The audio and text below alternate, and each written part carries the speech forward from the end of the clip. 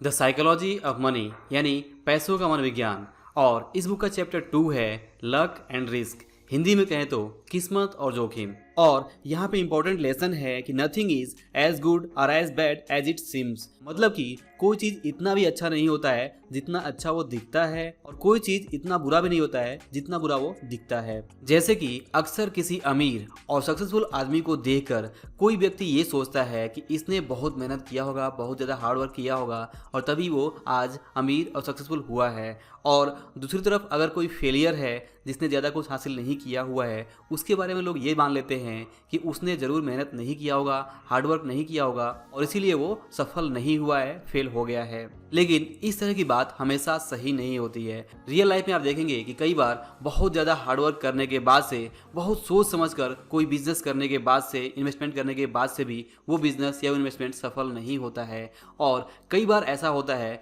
जब हम उतना ज़्यादा मेहनत नहीं भी करते हैं, उतना ज़्यादा नहीं सोच समझ के भी इन्वेस्टमेंट करते हैं, तब भी वो इन्वेस्टमेंट या वो बिजनेस सफल हो जाता है। इस तरह की भी चीज़ें काम करती है। इवन रियल लाइफ में आपको खुद भी ऐसा ज़रूर एक्सपीरियंस हुआ होगा कि कई बार कोई काम अगर आप बहुत सोच समझ कर करते हैं तो भी वहाँ पे आपको सक्सेस हासिल नहीं होता है, और कई बार कोई काम अगर आप उतना ढंग से नहीं भी करते हैं तब भी वो सफल हो जाता है। इन्वेस्टमेंट में और बिजनेस में ऐसा खास तौर से होता है कि कई बार बहुत सोच समझ के लोग जो बिजनेस करते हैं वो भी वहाँ पे सफल नहीं हो पाते हैं। कई बार जो लोग बहुत प्लानिंग के साथ में भी अगर इन्वेस्टमेंट करते हैं तो भी वहाँ पे सफल नहीं हो पाते हैं। और दूसरी तरफ बहुत सारे लोग एवरेज मेहनत करने के बाद से भी, एवरेज प्लानिंग के बाद से भी सफल हो जाते हैं, उनका बिजनेस, उनका इन्वेस्टमेंट सफल हो जाता है। तो इसीलिए मिस्टर मॉर्गन हाउसल यहाँ पर समझाते हैं कि nothing is as good as it seems और nothing is as bad as it seems, मतलब कि जो चीज़ हमें सफल दिख रही है इसका मतलब ये नहीं है कि वहाँ पे सब कुछ सही ही है, और जो चीज़ सफल नहीं है, असफल है, फेल है, वहाँ पे ये नहीं कहा जा सकता है कि वहाँ पे सब कुछ बुरा ही हुआ है।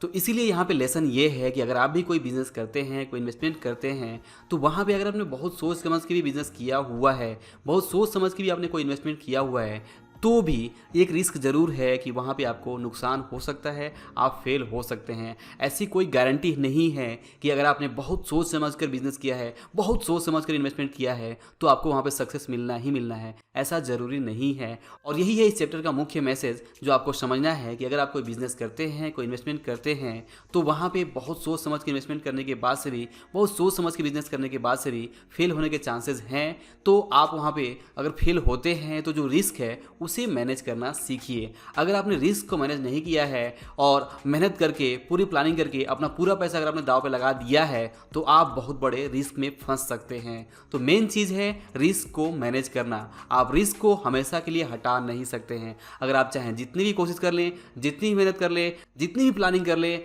तो भी अगर आप कोई बिजनेस करते हैं, कोई इन्वेस्टमेंट करते हैं तो वहाँ पर रिस्क होता ही होता है। तो एज ए इंडिविजुअल हमारा काम यही है कि हम जो भी बिजनेस करें, जो भी इन्वेस्टमेंट करें, वहाँ पे रिस्क को मैनेज करना सीखें। अगर हम रिस्क को मैनेज करना सीखते हैं तो ही हम अपने बिजनेस पे, अपने इन्वेस्टमेंट पे बेहतर कंट्रोल कर पाएंगे और वहाँ पे बेहतर लाभ कमा पाएंगे। अदरवाइज सक्सेस का 100% काम करने वाला कोई भी फॉर्मूला एग्जिस्ट नहीं करता है। चाहे आप बिजनेस करो, चाहे इन्वेस्टमेंट करो, कोई भी चीज़ आपको ऐसी नहीं मिलेगी जहाँ पे 100% वो चीज़ काम करती हो, वो स्ट्रेटजी काम करती हो। आपकी कोई भी स्ट्रेटजी, आपकी कोई भी प्लानिंग फेल हो सकती है। तो अगर फेल होंगे तो उस फेल होने पे आपको कितना नुकसान होगा, तो उस नुकसान को, उस रिस्क को मैनेज करने के बारे में ही ये चैप्टर और ये वीडियो हमें मैसेज देता है कि जब भी हम कोई इन्वेस्टमेंट करें या बिजनेस करें, वहाँ पे हमें ध्यान रखना चाहिए कि लाख कोशिश करने के बाद से भी, लाख अच्छी प्लानिंग करने के बाद से भी, लाख हार्डवर्क करने के बाद से भी हमें वहाँ पे फेल होने पर जो नुकसान है उसके बारे में सोचना जरूर चाहिए, और उस रिस्क को मैनेज करने के बारे में हमें जरूर पहले से तैयार होना चाहिए।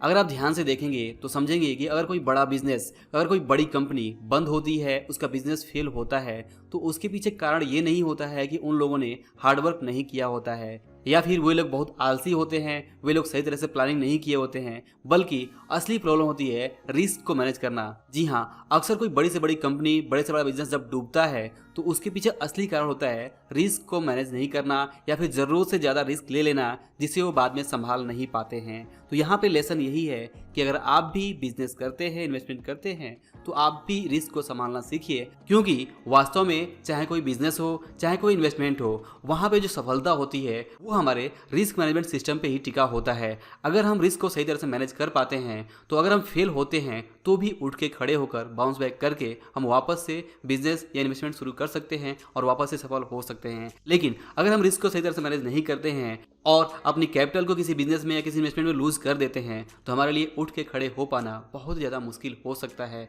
और इसीलिए आपको अपने ऊपर विश्वास करने के साथ साथ, आपको अपने हार्डवर्क पे बिलीव करने के साथ साथ, आपको अपने प्लानिंग पे विश्वास करने के साथ साथ, आपको अपने स्ट्रेटजी पे विश्वास करने के साथ साथ सबसे ज़्यादा ज़रूरी ये है कि आप रिस्क को सही तरह से मैनेज करना सीखिए। आप कितना दाव पे लगा रहे हैं और बदले में आपको क्या मिल रहा है, रिस्क रिवार्ड को समझिए और फिर उसके हिसाब से आप कोई बिजनेस या कोई इन्वेस्टमेंट करिए। तभी आपके जो सफल होने के चांसेस है वो ज़्यादा बढ़ पाते हैं, क्योंकि इस तरह से आपका बिजनेस इन्वेस्टमेंट पे कंट्रोल ज़्यादा होता है। तो कंट्रोल यहाँ पे होना बहुत ज़्यादा ज़रूरी है और यही हमारे हाथ में है। और आप देखेंगे कि अगर कोई पर्सन किसी बिजनेस में या किसी इन्वेस्टमेंट में सफल है तो वो वहाँ पे एक्चुअली रिस्क को सही तरह से मैनेज कर पा रहा है, और जो वहाँ पे सक्सेसफुल नहीं है वो वहाँ पे रिस्क को सही तरह से मैनेज नहीं कर पा रहा है। मतलब ये है कि अगर कोई फेल है तो इसका मतलब ये नहीं है कि वो हार्डवर्क नहीं कर रहा है। हो सकता है वो बहुत ज़्यादा हार्डवर्क कर रहा हो, लेकिन बस वो रिस्क को सही तरह से मैनेज नहीं कर पा रहा है, इसीलिए उसके साथ प्रॉब्लम हो रही है और वो फेल हो रहा है। जिस दिन वो पर्सन अपने बिजनेस में, अपने इन्वेस्टमेंट में जो रिस्क है उसे सही तरह से मैनेज करना सीख जाएगा